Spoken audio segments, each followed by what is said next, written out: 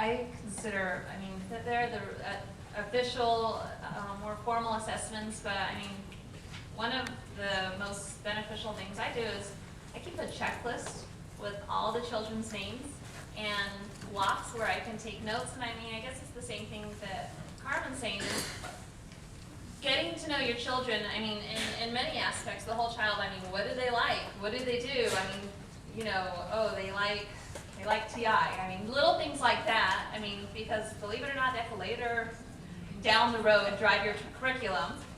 You guys know what TI is? I learned it. All right, and I'm really not that out of touch. I'm just but also just paying attention to the way children interact with each other, because a lot of times we think that language is just reading, writing, speaking, but speaking, a lot of times kids don't realize little things like when someone says something to you, you're expected to respond, even if it's not a question. And you pay attention to things like that in your classroom.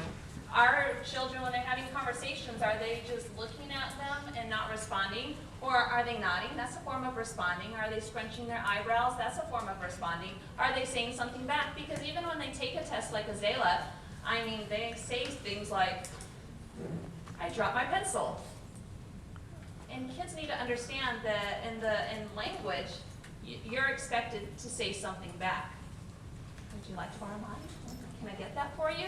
So, I mean, language is I think it's just showing the many aspects of language also, but little things like that. I'll sit and watch the class, especially the first month of school. I mean, child watch like crazy, where I'm actually writing it down. So-and-so responded back. And I'll freeze kids in the middle of when they're working. Everyone freeze. I want you to look at this group right here and notice that when so-and-so was talking, this is what I heard at this table, or this is what I saw, so that they get this idea that language is not only speaking, but it's also nonverbal. So just notes on little things like that really help you work individually and differentiate your instruction, because some kids are already doing that, some kids aren't. There's no single assessment that will tell you what a kid can do. You have to look at multiple assessments. And I know with Azalea, we get kids that come in from all different schools with different scores, whether it's their 7th and 8th grade AIMS, the Azalea test. But over the summer, kids have a tendency either to grow or regress. So when kids first come in to the high school at the beginning of the school year, we do little informal assessments. We do reading tests, math tests, and things like that. But the biggest thing is teacher recommendation. If a teacher comes to me and says, this person is in the wrong class, we look at it, we dig deeper to find out and give them more assessments. But the mandated assessments are infrequent, so they're not necessarily the end-all of where you judge where a kid should be.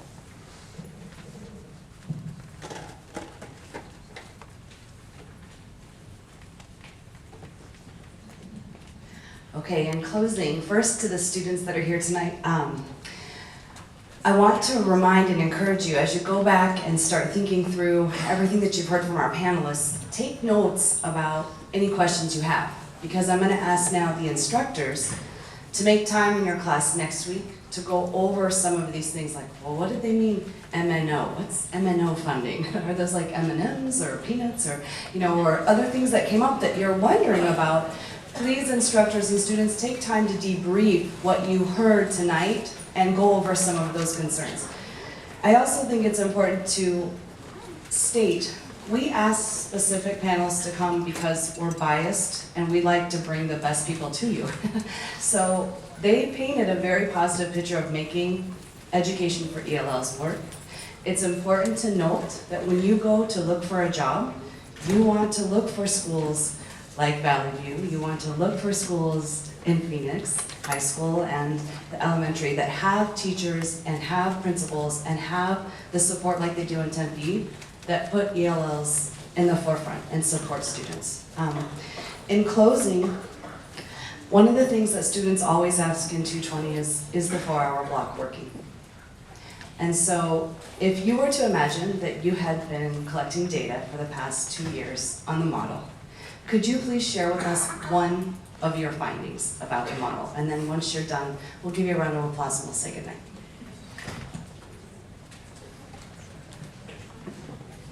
For me, I would say that I think that the 4-hour block has just really tightened my understanding of curriculum and assessment.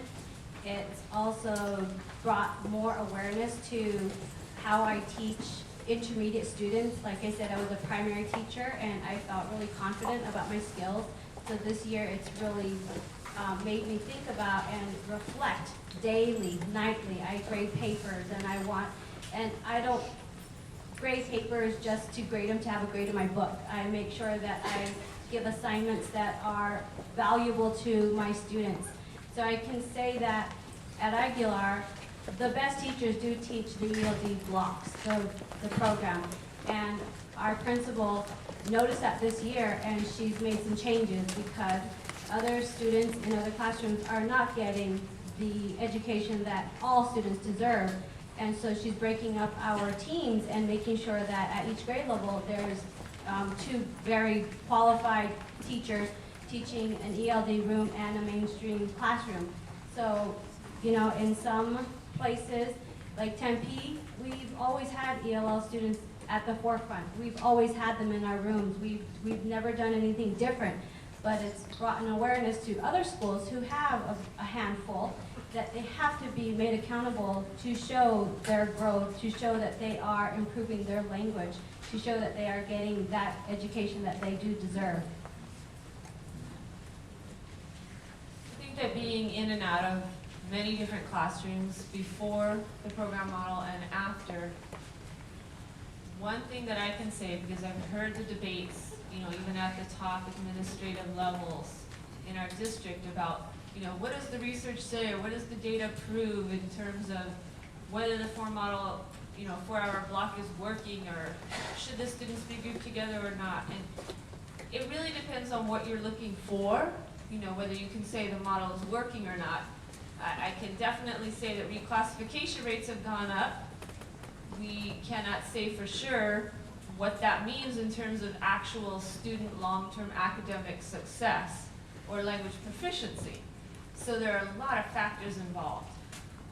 But I can say that the one absolute that I will give you here is that regardless of the program model or the program you're given or the curriculum you're given, because you'll have many if you continue in education. They'll cycle in, they'll cycle out.